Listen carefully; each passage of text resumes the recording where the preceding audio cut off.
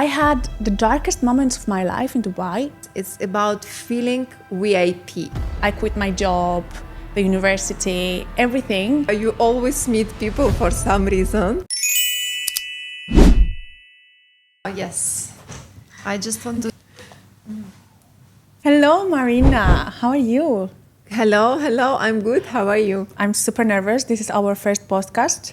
And I hope everybody can understand me, first of all, because sometimes I go on speed, and I have to relax. You are living in Dubai. You need to be on speed always. Yes. Otherwise, it feels like you're too slow for this city. Exactly. So let's start by introducing ourselves. What you can tell me about you? I'm Marina.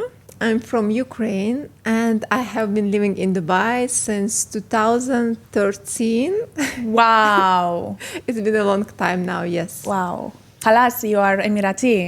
Yeah, I start to pick some Arabic words already, yes. What words you can tell us? Halas, that's a word everyone knows. Sabah al-Khair, Okay. Sabah al-Noor. This is Basic. what somebody has to know coming to Dubai, but you forgot the biggest word that you have to know. Which is? Inshallah. Inshallah, yes. Inshallah. Great. My name is Hayat. It means life. I am full of life. I am everywhere. I am nowhere. And I am excited to start this journey with you and to talk a little bit about what we do, because I know that you work in something that is really amazing and exciting, and I know that it's your dream. So what you can tell us about your field? I just want to say that I remember we met with you like a few years ago. Yes. And I believe that you always meet people for some reason. That's true.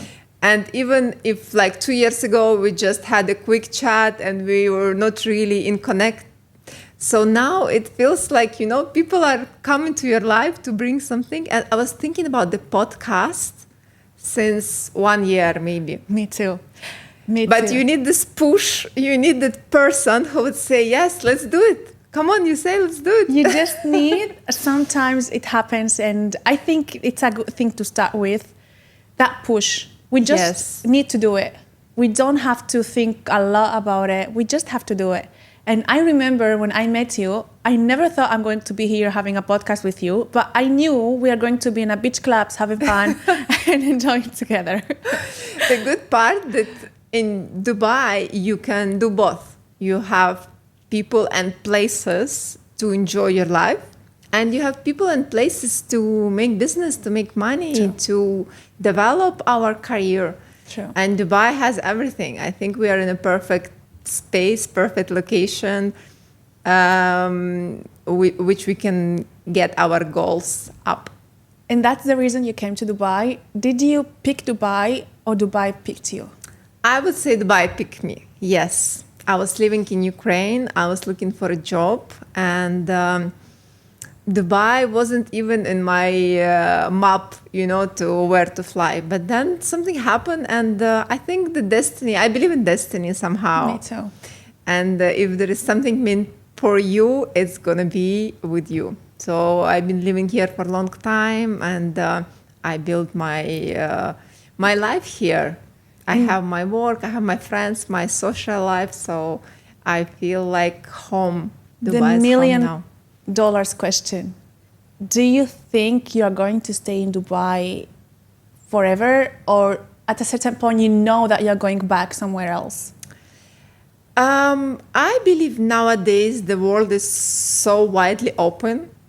You can live in any country you would like to.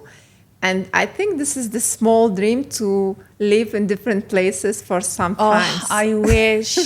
To have some house next to the ocean, and to have something in the mountain. And the traveling become such a big part of my life. And I think... I see you every time somewhere else, and I say, oh my God, is this girl going to stop just that? No. You love traveling. I love traveling. I enjoying to see new places, to meet new people.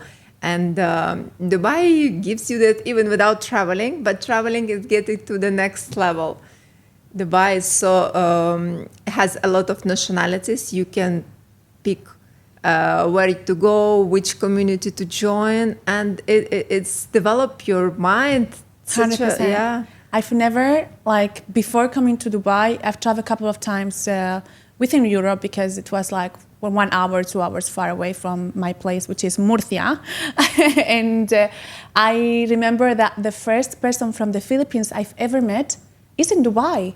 Like, I never imagined I'm going to meet someone from the Philippines, or I'm going to meet somebody from Nepal, or I'm going to meet somebody from Egypt. Like, imagine. Never. And I am so happy because I always can take something from different people and their culture that can help me in my emotions, in my intellect, in my life in general. It's beautiful because we always surrounded by society. True. And the circle of people with who we are really engaging all the time, it means a lot for our growth, for our mindset, for our beliefs and desire. I think in Dubai, we grow not only with career, not only with the like social skills, but also with the mindset. Yes. That how our dreams become bigger. We want bigger things. And in my case, I can say that not always has been color pink. Mm-hmm. Honestly, like, every time I hear somebody talking about Dubai, they talk about the good things, the luxury life, the good part of it. But there is also a hidden part that it's a little bit dark sometimes. I feel like when I came to Dubai, I fell in love with Dubai. And I had a toxic relationship with Dubai. So I decided to quit my life and stay in Dubai and try what's going to happen. Like, I quit my job, the university, everything. And I just decided that I'm going to stay here and I'm going to check how is it. And it was ups and downs, ups and downs. And I say it's toxic because every time I wanted to go back, I was always missing Dubai. And every time I was in Dubai, sometimes I was so in such a feeling that I needed to quit at the same time. So it's both sides. But what I can say is that I developed myself as a person in Dubai. I became so independent, emotionally mostly, and I could build myself again. So I remember this time where I had everything. My life was stable, everything was good. And out of a sudden, and I know that a lot of people, expats, will agree with me. Dubai can give you everything in a moment, and then it can just give you a big challenge. So I had the darkest moments of my life in Dubai. For 2-3 months, I've took bad financial decisions. I've been scammed from somebody that I trusted so much. And I felt I lost everything. But then, after 2 months, 3 months of being jobless, staying at home, not answering my family, not being active and not being passionate about life anymore, it just happened that out of nowhere, I took the power again, and I knew that I'm going to make it. If you did it one time, you can do it 2 times. And there is not a secret for this. There is no books that will teach you how to exit a bad situation. It's just you, how you feel about it, and how you accept that. You just have to accept what you have in your life and to take action. You are not the victim. You have to take action of your life. And then it happened. And Dubai again was brightened for me, and I could be happier than ever again because I accepted the situation I am.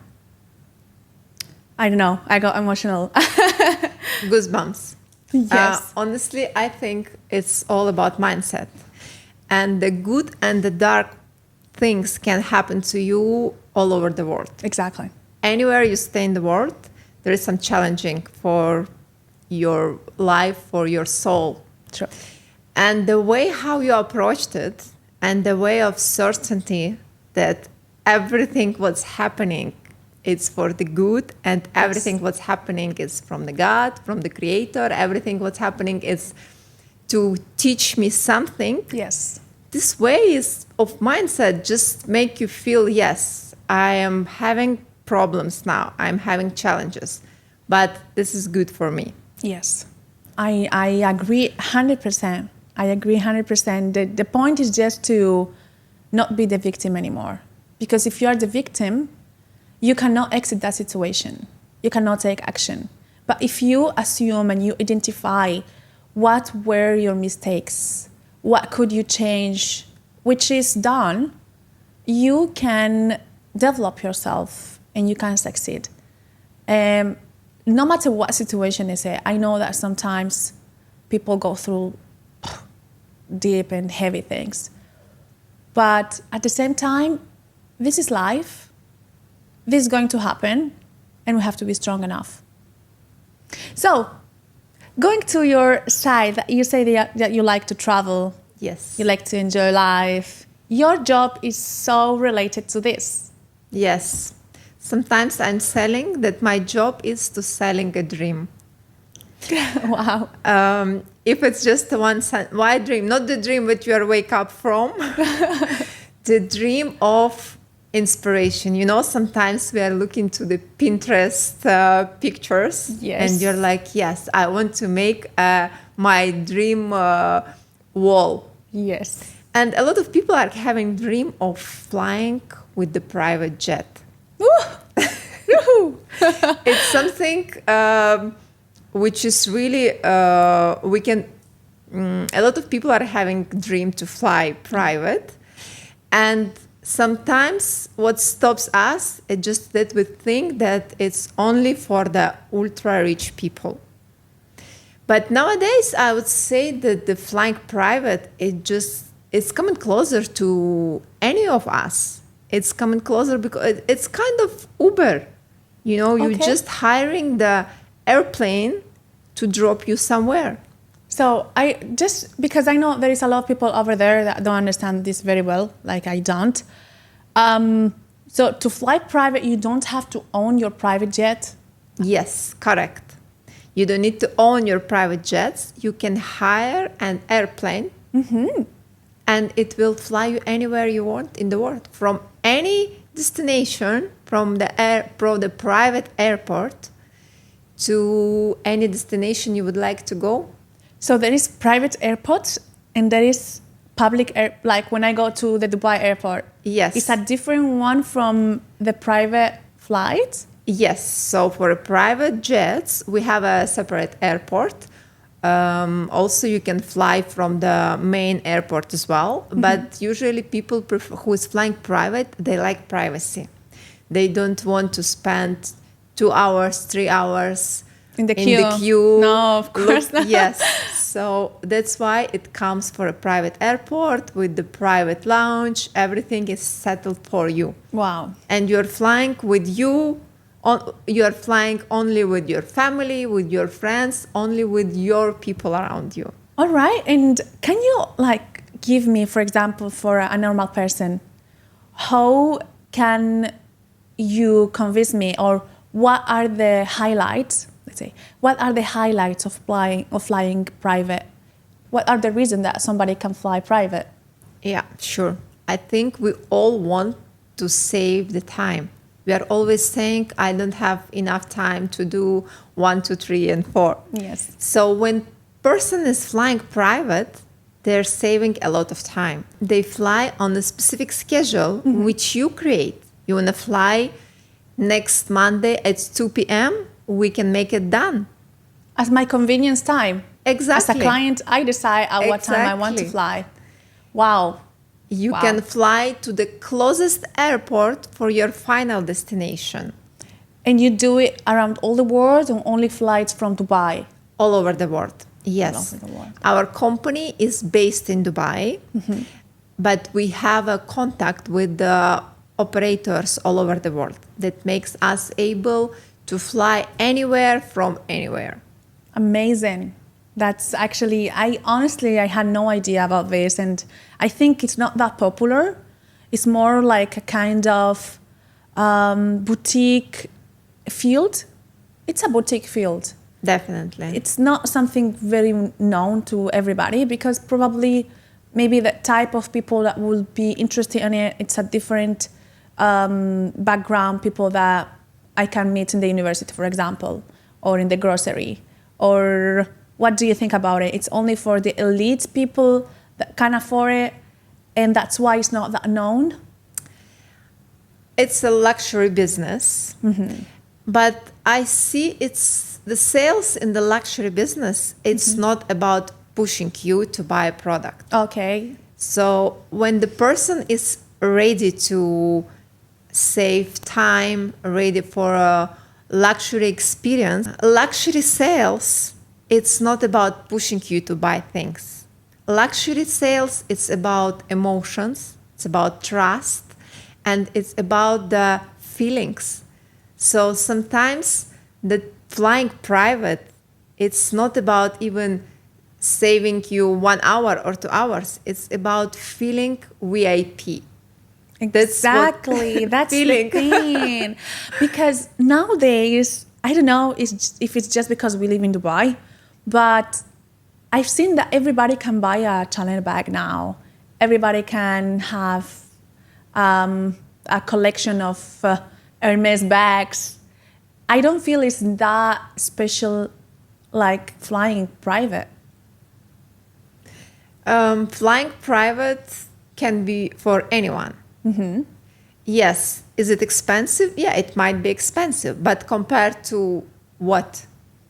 Exactly. If you're already flying a first class and you're flying with a family of 5, 6 members, it's cheaper for you to get a private jet and fly to your destination. Okay. I see now a point.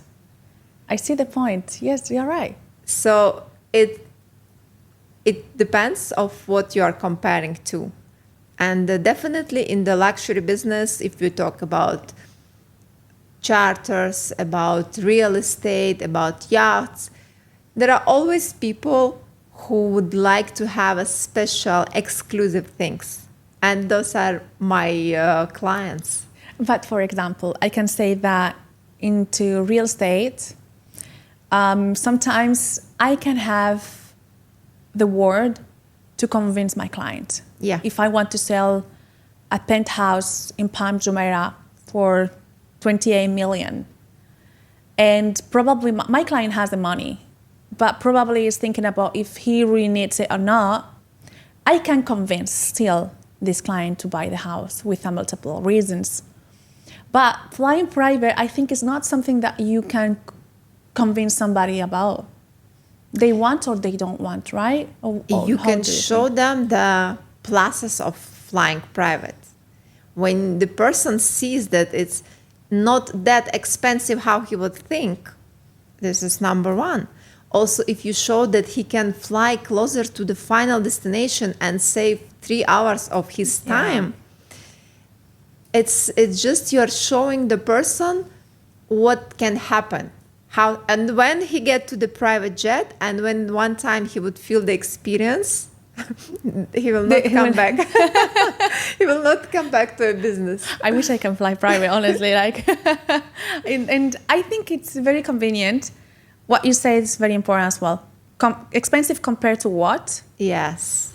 And convenient because it's at your convenience time.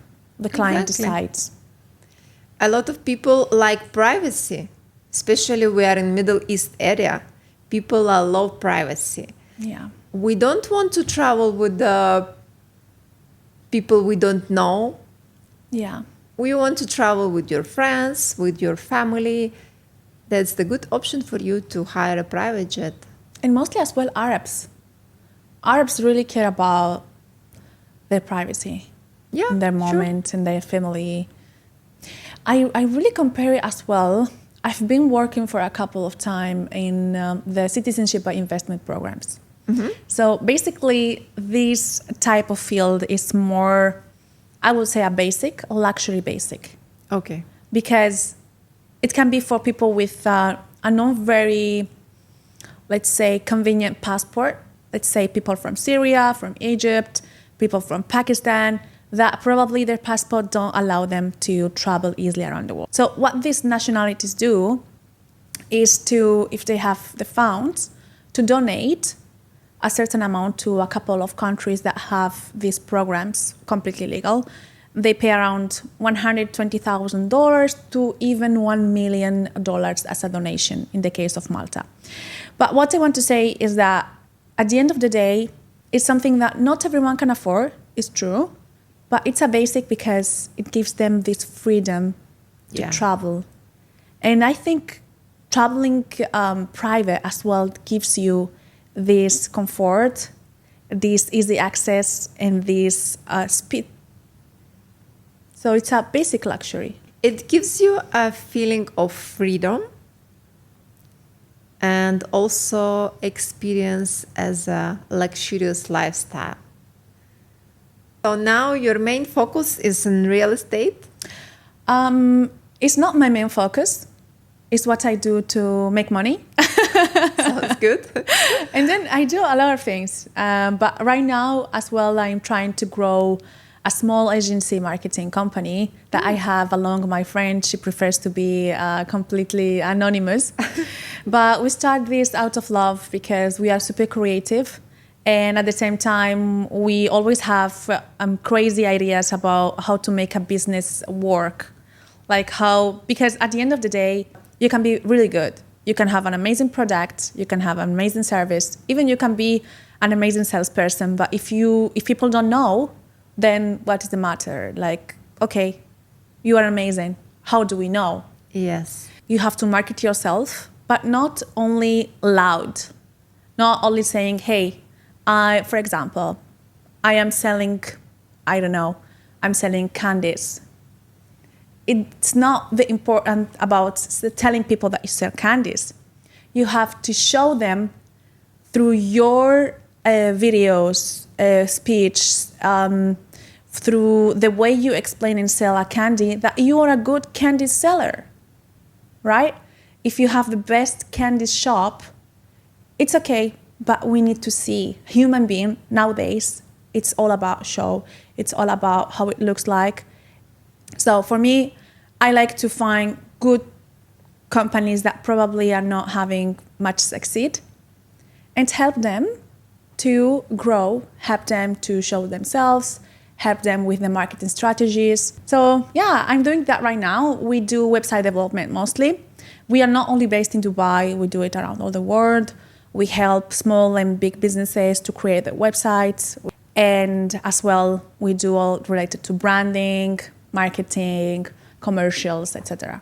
Sounds creative and interesting. Yeah, it helps me to grow my creativity. It's amazing. I believe nowadays you need to be present on social media. You need to advertise your business. There are a lot of competition on the market in any field. Yeah. And to be creative with your approach to reach the clients, it's really important. Like before, 15 years ago, people didn't have that much options.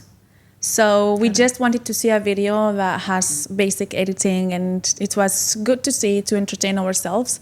But today, the audience become very picky. Yes. We want the maximum quality. We want a good content. We want you to say it now. We don't want to wait. No time. No time. No time to wait. Please. Yes. Even if I am in my sofa doing nothing, I want to be quick. I want you to tell me what you want to say now. So I think with this era, we became more picky. Yes. And as well, it helps to have challenges as a marketing agency to create something out of the box. What do you think about AI? How's the AI generation? Oh my God. You really touched what I really like. So I think AI is going to be revolutionary. And a lot of people see it like something that is going to steal their jobs and their privacy and these conspiracy theories and stuff. But that is there. But I believe it's going to be a tool. It's dangerous, but at the same time, if we know how to use it, it can really help us to grow our business, our abilities, to save time, to do things much better. And the only problem I see is that it's too accessible for everybody. Yeah.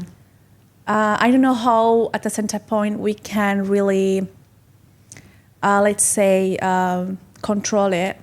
I don't know how can the countries control it, if this is their duty or not.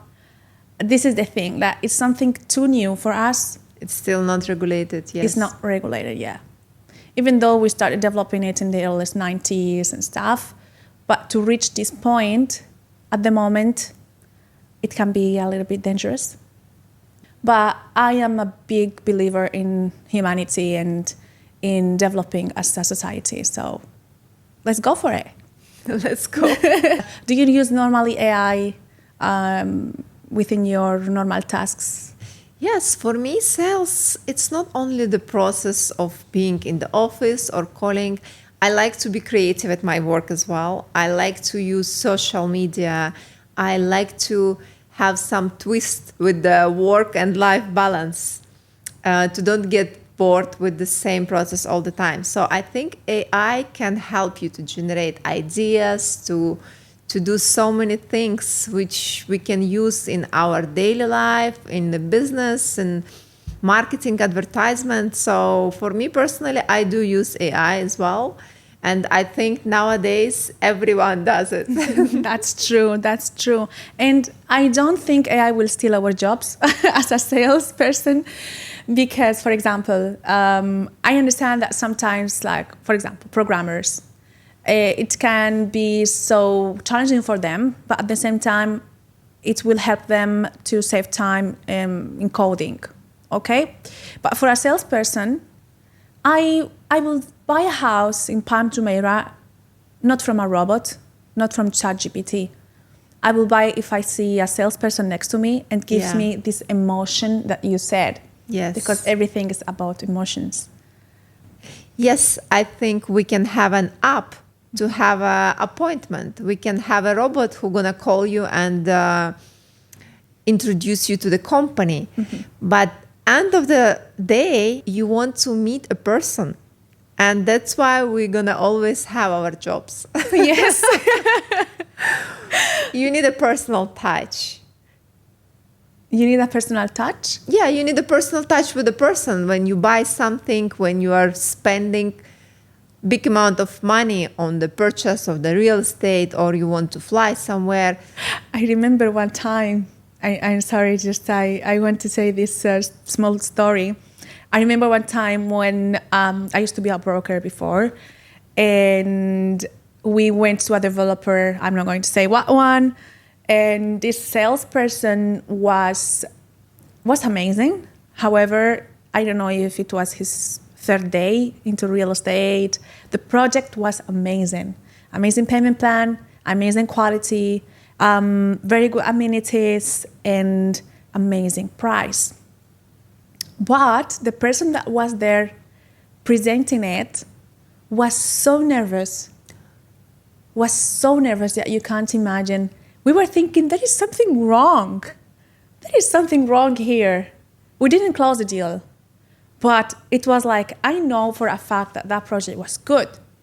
But the feeling that we had, it was there is something absolutely wrong with that project. Yeah, you don't have a trust. You don't have trust. So what happens sometimes is that the broker picks a salesperson, because the broker can work within all the area in Dubai, and they can work with all developers, whatever they feel it's good for them and for the client, they will offer, right? But the salesperson, they work only for the project that the company is providing them. Yeah. So I always say that, yes, the broker, it's their responsibility to know about projects, but at the end of the day, it's impossible. We have projects in Dubai every day. Yes. Every day. Different locations, amazing amenities. The broker and the client can be overwhelmed. It's normal. It's a very fast market. But it's very important to pick the right salesperson. A salesperson that has the right product knowledge, a salesperson that can be confident, a salesperson that can get easily away for objections. The broker needs to pick a good salesperson, because it's all about feelings, how you make feel the client. no? Yes, yeah, agree. I believe that the client, they trust you because you are the face of your company. Yes, yes.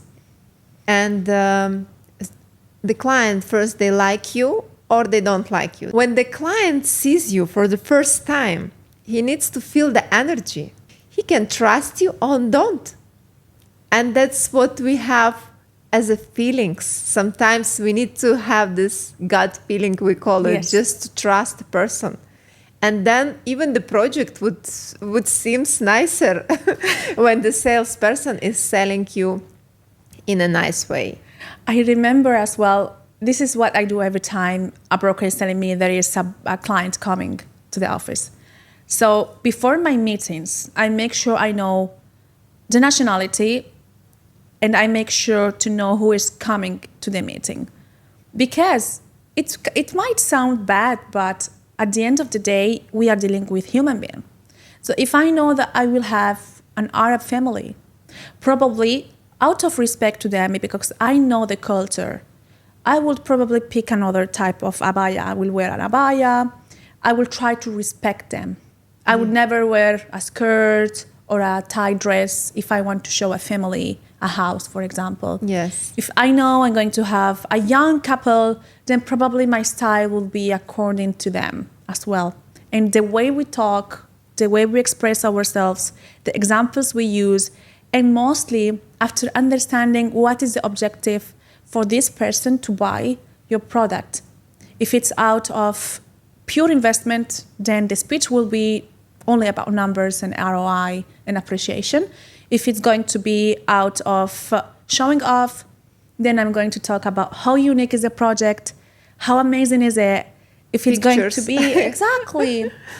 If it's for a family, I'm going to show them the common areas, I'm going to show them the amenities. So for me, it's very important to understand who is the client that is coming, what is the mentality, what is the background, because I want to close a deal.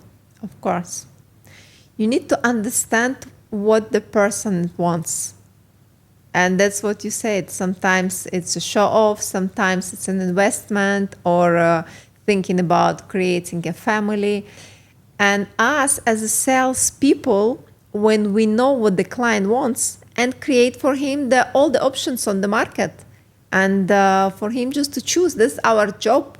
Because client can do research by themselves. They can find something, an apartment, but it's our job to make this process easier, faster, and without any problems. Exactly. I get this a lot.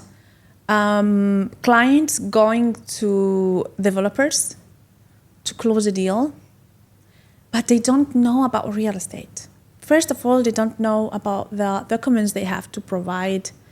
They don't know about the different areas that we have in Dubai itself, because they just go to a developer that is going to tell them that everything they're going to choose is going to be amazing, because obviously they just have their brand to sell. And it's the same with you. You know what they need. You can save them the time. You can advise them properly. And as well, you can show them what is the right company for that specific trip they have, right? Yes. So we can offer for a client 5, 6, or even 8 aircrafts, different capacity, different luggage room, that they can choose where they want, which aircraft they can choose. Can two people have the same private jet, like two different clients deciding to share their private plane or not? Or it's just for one client? They need to agree on it, and they need to be as a company to each other. I mean, we cannot, for example, take one client and then surprisingly bring another one and say, guys, you're flying together today.